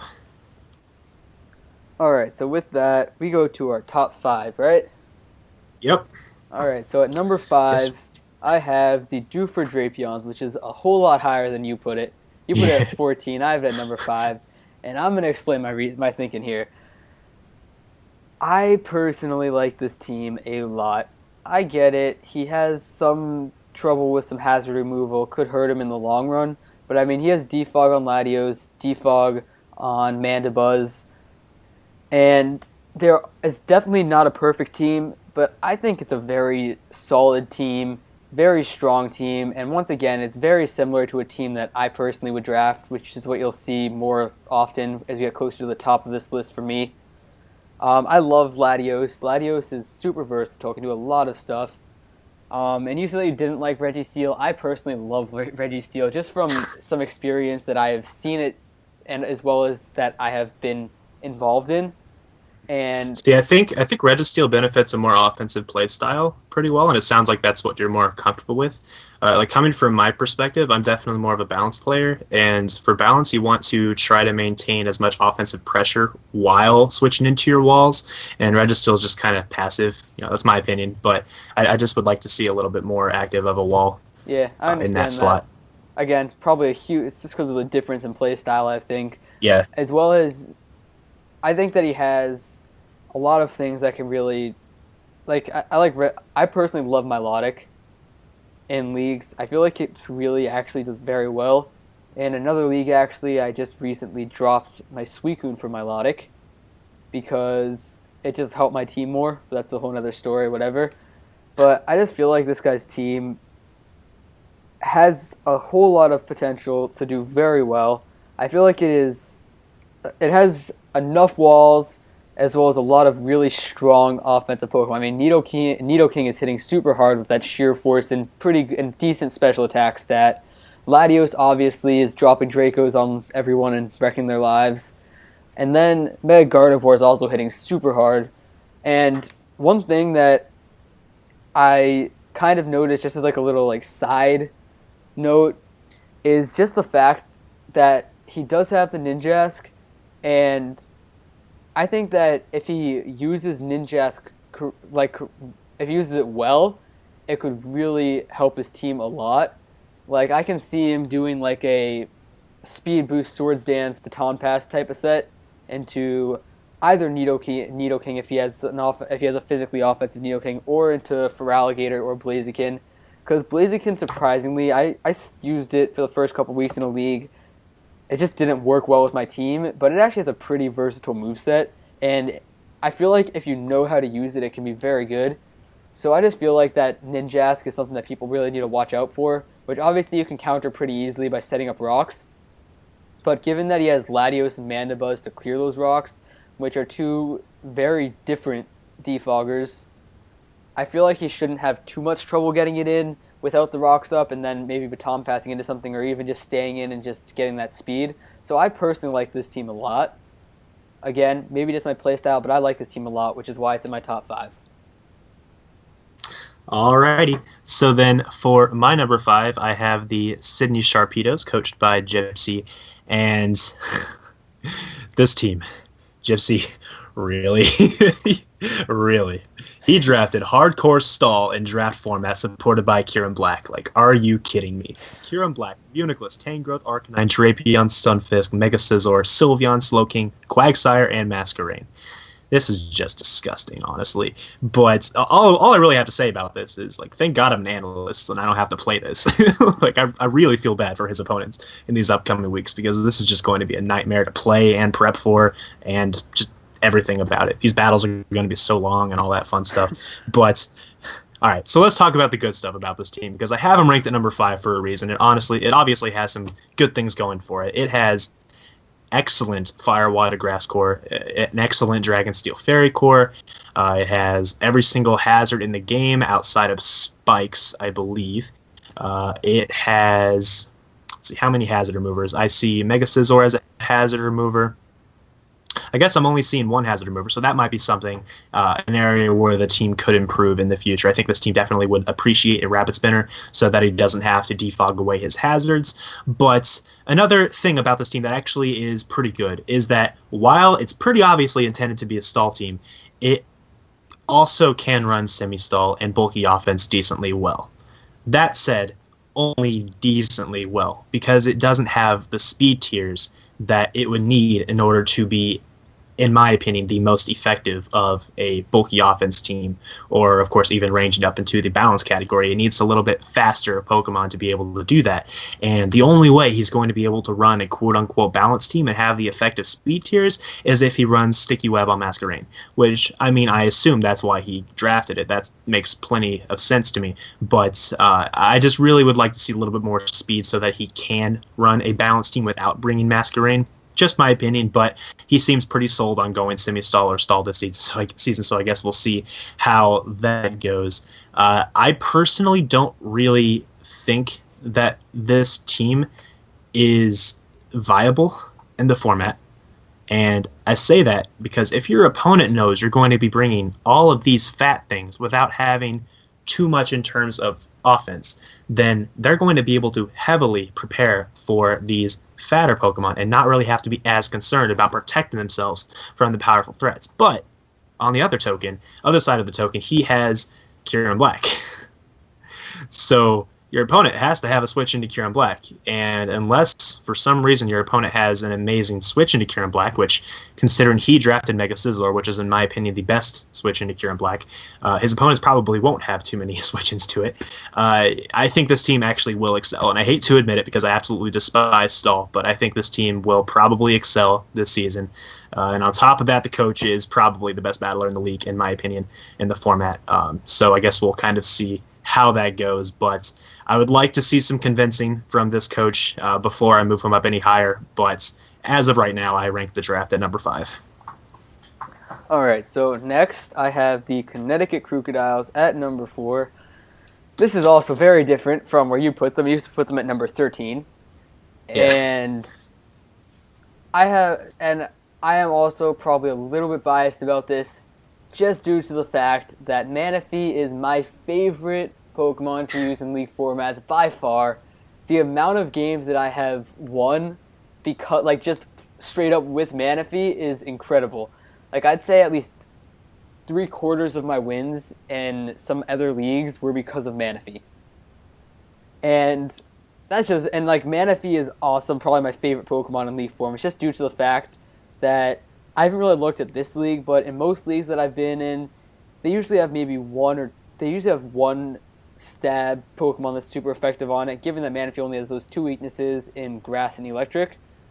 And from what I've noticed, most teams that I've played against personally only have one real threat to it with one of those stab. Maybe they'll have one fast Electric type and then one slow Grass type, so then you just prep for the Electric type, give it the Electric having damage berry, and that's just going to sweep right there. So I don't know, I'm just probably very biased just due to the fact that it has Manaphy, and that's not all. I'm just very biased to this team just in general, because not just Manaphy. He doesn't have what I think is the best special sweeper. He has what I think is the best physical sweeper too, with that Megazard X. Now that thing is so hard to prep for. Being in so many leagues, I have kind of found a way to prep for it, but I have also noticed that in a lot of other battles, if you don't prep right for it, it will sweep you, just due to the fact that thing hits so hard with the Tough Claws and the Dragon Dance boost, and just given the fact that it can hit everything, pretty much everything, at least neutrally. It really puts in a lot of work. Then Not to mention its natural bulk is pretty insane too. Exactly. I'm also very biased against Megazord X because I kind of got beat by Lizard Stall. Hey, me too. Don't like mentioning that. Do not like mentioning that, but that did happen in the CPC between seasons tournament. So it's my favorite physical. It's a love-hate relationship, is what I would call it. I have not used it in a while because I prefer to draft lower tier megas. But if I were to draft an upper tier mega, that would be the one I would go for probably. And then another, I guess, bias or bad memory I have towards Pokemon on this team is Weezing. Is my first season, I was just getting into competitive Pokemon, and like I mentioned before, I ran setup on everything, and for the most part, it was physical setup. So I played somebody, I forget who, it was either Ramon or Jolt, one of those two, and one of them brought Weezing, and that Weezing just wrecked my whole team. So I am biased because people, I don't know, I just don't like Weezing. And then I feel like an underrated Pokemon that he has on his team is the Hawlucha, because Hawlucha, in another league that I'm in, I've seen, I think, maybe 2 out of the 4 weeks it's gotten at least 3 kills or something like that. It's impressive how good Hawlucha can be if you use it at the right time and you know how to use it, because its normal speed is not that low. And then once you get that Unburden boost, then it's outspeeding everything. And if you get it behind a sub on the first turn and go Swords Dance, for example, then it's just sweeping things. So I just think that this team, I think the reason why I put it so high up is partially because I'm kind of biased towards it and the Pokemon on the team. But I do like this team a lot. I just feel like its offensive presence is incredible. And on top of that incredible offensive presence, it also has some pretty good bulky Pokemon, which I guess are kind of setup fodder. Like the Chansey, you can specially set up on Weezing. kind of, not really, but you can kind of do that on Ferrothorn. You can set up on, so it does have some setup fodder, but it is enough bulk. And at least with my playstyle, as you guys have probably learned by now, I personally, when I'm running a team, I don't keep my bulky Pokemon in for that long. Usually what I do is I switch them in to get my opponent to switch, and I just switch right back out into either a bulky offensive Pokemon or just an offensive Pokemon that can take a hit from whatever they sent in. So for me, like, I don't, again, it's probably just my bias, but I just love this team. And that's why I put it at number 4. Just the offensive presence is incredible. Okay. So then for my number 4, I have Chimpact and the Philadelphia Scissors. This team is something special, in my opinion. I think it has a ton of upside. It's just a matter of how the coach will use it. I think that this team has potentially the strongest offense in the entire league, potentially. And I think it potentially could have the strongest defense in the entire league as well. That said, there are some nitpicks that I have of this team that has caused them to drop to number 4 instead of being in my top 3. But let's talk about the positives a little bit first. This team has the potential to run Charizard Y for one, and then it has a potential to run Sand to support that with a Paladon and, of course, Sand Force or Sand Rush Excadrill. Now, to, I guess, clarify what Levine was talking about a long time ago, back at number 14, when he was talking about Chimpact's team, the combination of Sand plus Mega Charizard Y is frequently used because Mega Charizard Y plus Excadrill hits really the majority of the OU metagame very, very hard. Plus, generally the Sand user is Tyranitar, which is a Pursuit Trapper, and the majority of Mega Charizard Y's counters are going to be weak to Pursuit. So it's that combination. It's a combination of Pursuit plus Sand Rush, Excadrill, and Char Y being able to essentially destroy everything on its defenses. But on this team, he has a Powdon, which I'm going to just assume was probably a snipe. He probably wanted Tyranitar in that slot. It just makes a lot more sense on his team. But he did compensate for that by picking up Zoroark. So he does have Zoroark as a Pursuit Trapper to help support the Mega Charizard Y. So I do think this team has all the components it needs to make Mega Charizard Y shine, as well as having the needed support for Excadrill to allow him to use it to its full potential. That said, though, I do think that its offenses are pretty slow, and he really doesn't have that many forms of priority. Does he have any priority? Let me check that. He has Sucker Punch on Zoroark, I believe. Is that it? Yeah, I think that's it in terms of his priority options. I think that's the thing. Quick Attack can be on a lot of things, actually. True. But he doesn't have much in terms of priority. But he does kind of make up for that by having Sand Rush on Excadrill. So that's why I can't really let that fact move him down any further than number 4. But then on top of that, I guess this is a positive more than anything. His defensive core is disgusting. He has Cofagrius, Hippowdon, Slowbro, Chestnut. Salamence can easily run a defensive set with Defog. He's got a lot of things that can eat up those hits, and I believe he's going to be able to run a very effective, balanced play style as well as bulky offense if he so chooses throughout this season. I really do like this team quite a bit. The question for me is more, will this team be average? Just based upon the coach not really using to the full extent what his offense is capable of and what his defense is capable of, or will he be a title contender? Because he is right there on the borderline for me, and I guess we'll see how the first few weeks go, but I definitely could see this coach moving up to very high ranks in the coming weeks if he continues to win. All right, so with that, we're going to be moving on to number 3, and at number 3, I have the Detroit Butterfrees, which I believe that you have at number 1, correct? I do indeed. So we were relatively similar on this. 3 versus 1 is not a huge difference. I say like pretty much anything in the top 5 is.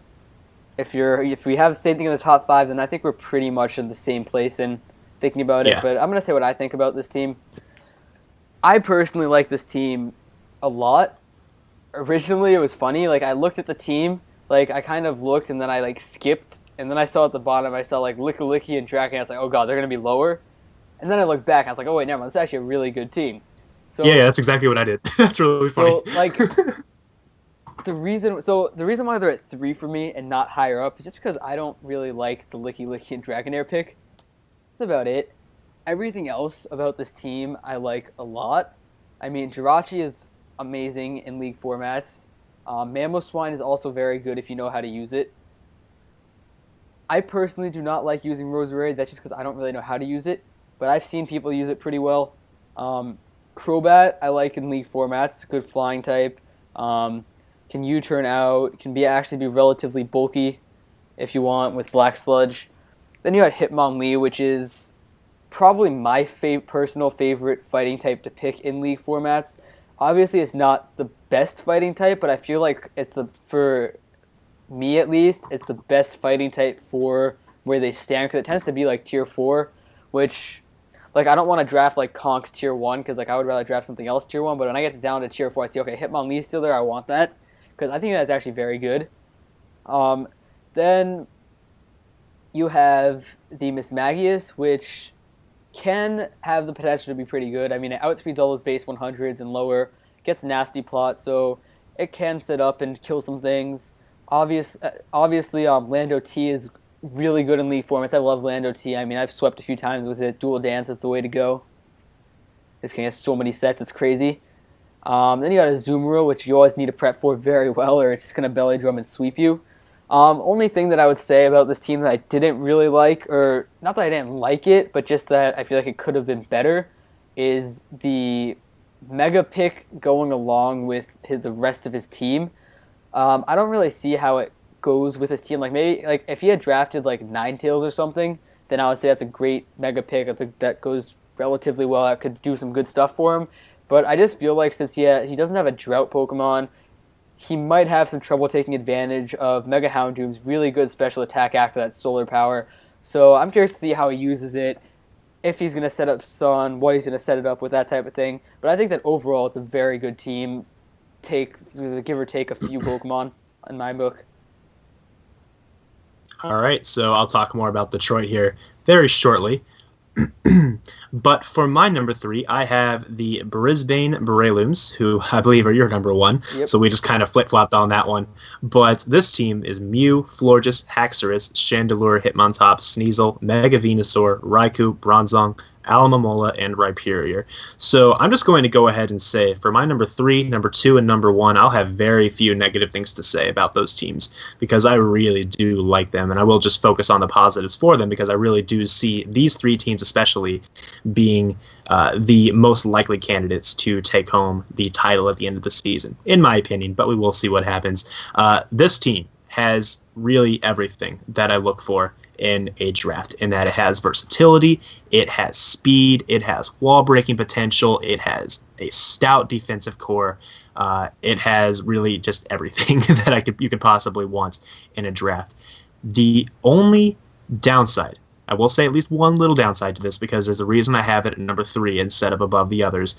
I think that this team is very, very weak to Mold Breaker ground attacks, so it's weak to the likes of Kieran Black's Earth Power, weak to Excadrill's Earthquake, for example. And I also believe that the team could benefit from maybe one more means of getting rid of hazards. I know it has 2 options right now. It has Mew and it has Hitmontop. Thing is, you don't want Mew to be restricted to a defog role, and Hitmontop is quite honestly not viable in several matchups, just due to how easy it is to set up on for an opponent. It also just doesn't hit very hard in general, so opponents can easily switch into something that's a huge threat to Brisbane's team, just due to the fact that he brought Hitmontop and brought it into Rapid Spin. So I think he could definitely benefit from picking up another means of getting rid of hazards, maybe freeing up Mew a little bit to where it can run. It can use the full extent of its versatility. But overall, I honestly love this team. I think it has a ton of potential this season, and I'm expecting it to be close to the championship game, if not in the championship game by the end of the season. All right, so with that, I'm going to go to my number 2, which is another huge difference. He had it at 15, which is second from the bottom. I have it at number 2, which is second from the top. That is definitely the biggest difference on our thing, which which is probably, like we've mentioned already, due to playstyle. I have personally used a lot of Pokemon on this team, and I think that the team is actually very good. I think that if this guy knows what he's doing, he will be able to put in work with this team and really make it far. And I was talking with a friend, shout outs to you, Shami, about these power rankings, and we were looking at it. Like, I had it relatively high up. He was trying to see, like, and we were just, like, discussing it. And, like, one thing that we noticed about this team, yes, it's very slow, but it also has Porygon 2 and Behem to set up Trick Room. So I can see him bringing Trick Room a few weeks and really being able to put in a ton of work with that. I mean, Trick Room into Pangoro, and then Pangoro just comes in and just does crazy damage to a bunch of stuff.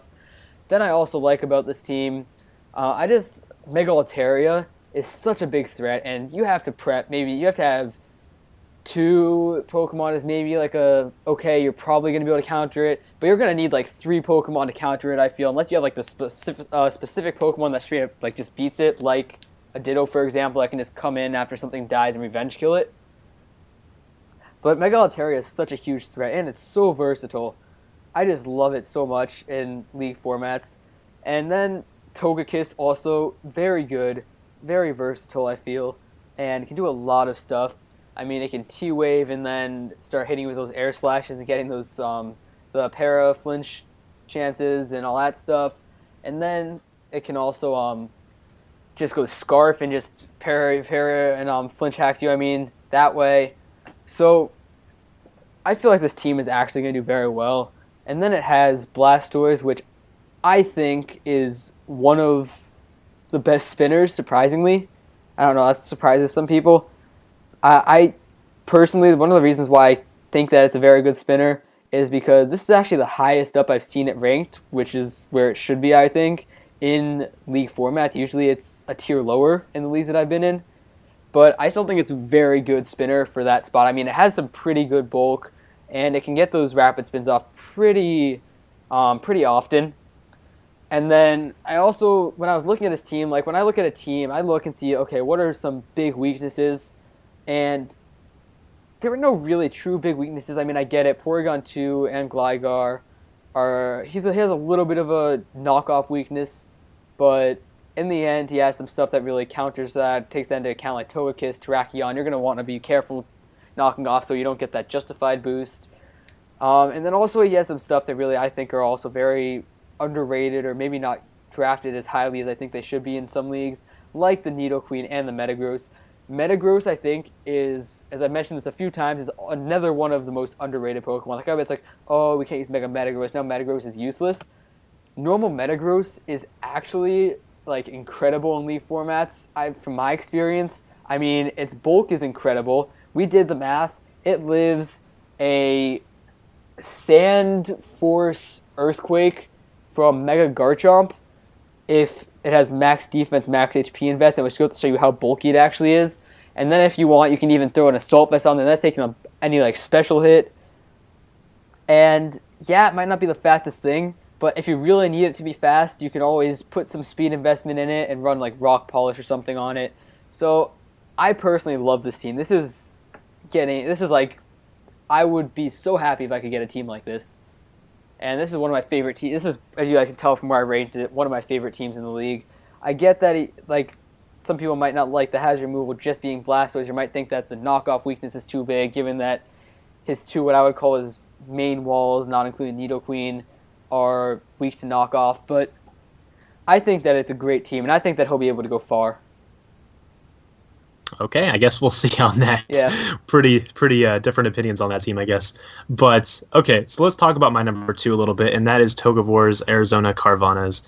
So I really like the offensive potential of this team as well. I don't think the offensive potential is quite to the extent of what we saw, for example, on St. Louis, but this team has certainly much more balanced potential than St. Louis did, and that's why they're ranked so far ahead of St. Louis here. But the combination of Victini, Lucario, and Crocodile is quite honestly devastating for opponents. I personally, this might be a biased thing as well, I personally have run Victini plus Lucario in draft format fairly recently, and I have firsthand witnessed the destruction that can cause to opposing teams. How do you prepare for two Pokemon as powerful and as versatile as Victini and Lucario? It's very, very hard to. You need something like a very bulky Psychic type, for example, like Crest, to maybe be able to wall both of them. It's not easy to prepare for both of them, and that's why I think that core alone can help out Toge a lot this season. But coupling that with a powerful Pursuit Trapper and Knockoff user in Crocodile, I do think that core is going to serve him well throughout the season. Now, on top of that, he has the likes of Zapdos, which is, in my opinion, the best defogger in the format. It's a little bit unfortunate that Zapdos isn't able to run Defog plus Static. That'd be pretty awesome if it could, but I'm pretty sure you aren't able to have that combination, unfortunately. But he does have the best Mega Rapid Spinner, I would say, in my opinion, in the format in Mega Blastoise. So this team has, in my opinion, the best hazard support in general out of the entire league, and that's quite honestly one of the primary reasons why they are so high. It's that plus the Victini, Lucario, Crocodile core that leads me to believe this team will have an immense amount of success this season. Now, I do have a couple things I want to point out that are somewhat negatives. I'm a little confused on the Go-Goat pick. I do think that he picked up Go-Goat to try to complete a Firewater Grass core with his Mega Blastoise and his Victini, and I guess I can respect that, but honestly, what are you going to do with a Go-Goat? It really doesn't do much. It's immune to grass attacks, so it's going to be able to switch in on Spores and Leech Seeds and perhaps get a +1 attack boost. That's kind of cool, I guess, but how does it really capitalize on that? Its physical offense just isn't very strong, so I'm not really convinced on the Go-Goat pick at this point, to say the least. And then the only other beef I had with this team was the fact that it's pretty it's missing out on the Dragon type. And I do think that dragons are pretty important in the format, especially in terms of the Fairy Steel Dragon core. Just at the defensive synergy of those cores is always so good. That said, though, I do think his team has enough defensively to be able to take the hits it needs to. And I do see this team having a fair amount of success this season. I do see them as a championship contender. And I guess we'll see what happens on that. And now we go to our number one picks. Now, these picks are just flip-flopped with the other person's 3. So my number one pick is the Brelooms.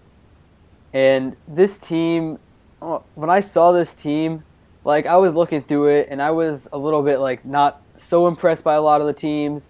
And then I got to this team, I was like, yes, that is a good team. That's what I would want my team to be like. Like, this was the team that's most similar to a team that I would want.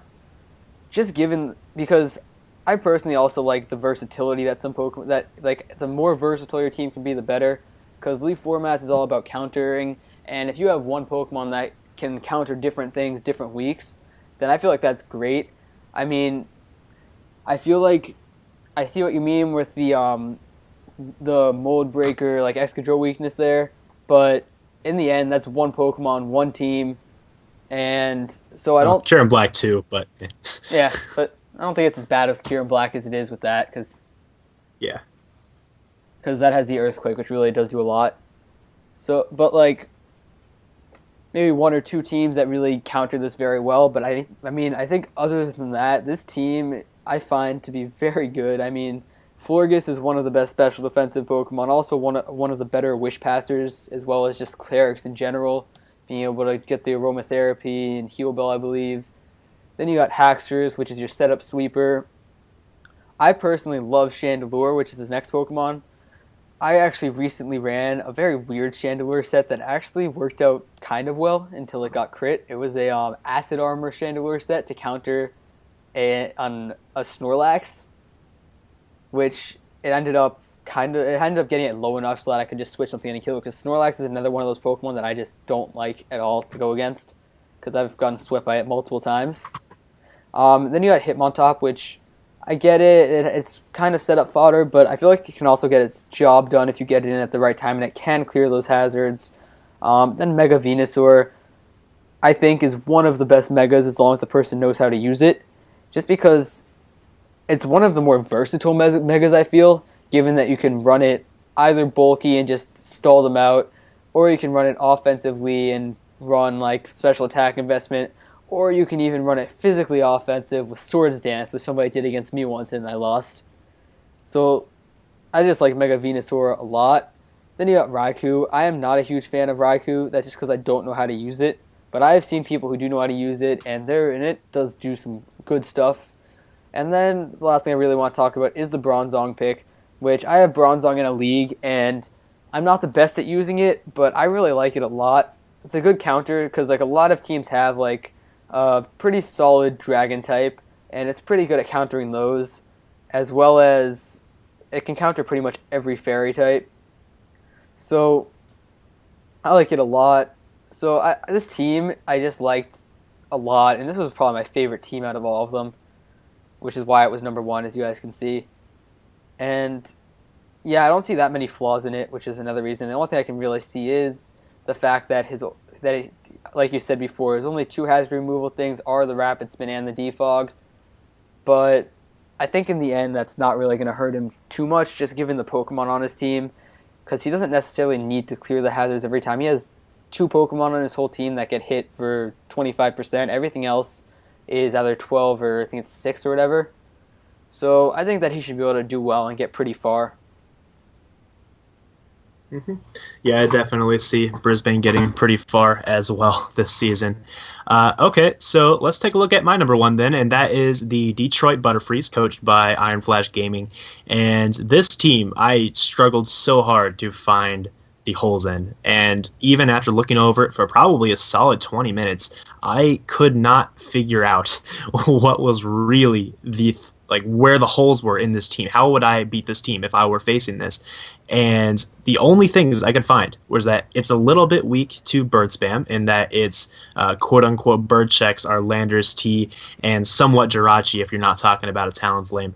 So he has a couple things that can switch into flying attacks, but both of those can get worn down decently easily, and Jirachi isn't always going to be able to resist the coverage that birds tend to carry, especially Talonflame, for example. So with that being really the only weakness I could find in this team, I really had no reason to rank them anything else but number one. I just think they have all of the primary components that I look for in a draft on theirs, in that they have the Fire Water Grass core, they have the Dragon Steel Fairy core, they have a defensive core they can lean on, they have offense that they can abuse to take advantage of their opponents, they have a Pursuit Trapper, they have speed tiers that are very high in Mega Houndoom, and the Crobat, they have Defog, they have Rapid Spin, so I couldn't see an opponent really abusing only having one or the other with Defiant or Screens or something like that. I just see everything in this team that I would want in a draft of my own, and for that reason I really couldn't do anything but give them number one and make them my pick for taking home the title this season. So that is the rankings. The rankings for post-draft, kind of long. And before we go off, just want to say I agree 100% with what you're saying about the Butterfrees. I found one counter. It's one word. Manaphy. Manaphy sweeps his team. Yeah. He's pretty weak to Manaphy. That's for sure. That's about it. I didn't think about that one, but I mean, I guess to an extent, Azumarill with like Sap Sipper can switch in. I don't really know what it would do. I guess it could Whirlpool Parasong Trap. That's what it could do. Yeah. It could do something like that. Maybe like Assault Vest, Licky Licky. I don't know. Yeah. He doesn't have much for it, but I really do like his team a lot. I like his team too, though. And like I said, these top five, at least for me, are really kind of interchangeable in my mind. I like all of these teams a lot. And I really think that any of these teams, in my mind, just based on the Pokemon they have and just right after the draft without any battles done, I would take any of these teams. Like, I would put these teams as my top. Like, I would not be surprised if any of these teams won it all, just based on their Pokemon. Exactly. And, just to reiterate, like we said at the beginning, this is just our opinion. So if you disagree with us, please do just let us know in the comments below. Who do you think should be the number one in our power rankings? Where do you think everyone should be ranked? Maybe give us your power rankings. We'd definitely be interested in hearing that before. But don't shoot the messenger. We're just the guys who were hired to do this. We're just giving our opinions on where we believe these teams stack up after the draft. And it's up to the coaches from this point on to convince us as to where they really should be ranked. Yes, that is 100% true, guys. Don't kill us. Don't start cursing us out in the comments. Don't saying, I should have been number one. This is completely based on opinion. If you think you should be number one, go ahead and prove yourself, as mentioned before. Show us why you should be number one. Beat everybody. Go undefeated. Then you will definitely be number one in the rankings. For both of us. Yeah, for both of us. So, again, this is literally just looking at the Pokemon. And it's also kind of biased just based on our Just what we like in our teams. draft preferences. Exactly. Like, is as you all it noticed, is. like we had some huge difference. Like me having the Mighty Annas at number 2 and him having it at 15. Like that's a huge difference and stuff like that. So so yeah, guys, don't kill us. All our opinion, as well as all And the honestly, with opinions varying this far between us, that's just a credit to the coaches. This is saying that all the drafts were that similar in terms of how good they were, that like we really struggled to distinguish between the really good ones and the ones that weren't so good. So really credit to the coaches on having some excellent drafts this season. Yeah, and also you guys should also note that everybody's drafts had solid, like had really good things about them. Just some were kind of more our play style, our way of drafting, so that's why they're a little bit further up. Because guys, Pokemon is a game where it ends up just coming down, for the most part, to who the better battler is, who the better strategist is, who the better predictor is, who the better builder is. So it really is all up to you guys. This is just a specific Pokemon, and any Pokemon can be good depending on how you use it. As mentioned before, I would never draft Raikou in a league because I drafted it once, did horribly with it, but I've seen so many people I love draft Raikou. it. And exactly, you love Raikou. I hate it. So like, that just all has to do with what Pokemon you take. Some people might love Manaphy like me. Some people might hate it and think that's the worst Pokemon because it's way too easy to know what's coming, and you can really figure it out by just looking at your own team. But in the end, guys, I hope that you guys enjoyed that. Sorry it was a little bit long. Hopefully the rest of them won't be as long because you won't need to do as much explaining. It'll more be like, okay, this person beat this person. They did this well. They did this well. Okay, next they did this well. Because right now, this is just based on the Pokemon. But what I would say now is as the season goes on more and more, it's going to be more based on who the battlers are, who the coaches are, who the players are, who the better battlers are. Those are the people who are going to end up towards the top. If you win all your matches, then you will end up number 1. If you lose all your matches, no offense, but you will probably end up towards the bottom. No offense intended either, but yeah, that's definitely where you would end up if you're losing all your matches. But we probably should go ahead and wrap this up. It's been like 2 hours at this point, almost. so all right. So thanks for watching, guys. This has been Jolt and Levine with the Continental Pokemon Championship Power Rankings for just after the draft and just before Week 1. So I guess we'll call this the preseason Power Rankings. And I guess we are signing off. So we will see you later. That's right, guys. Peace out, YouTube.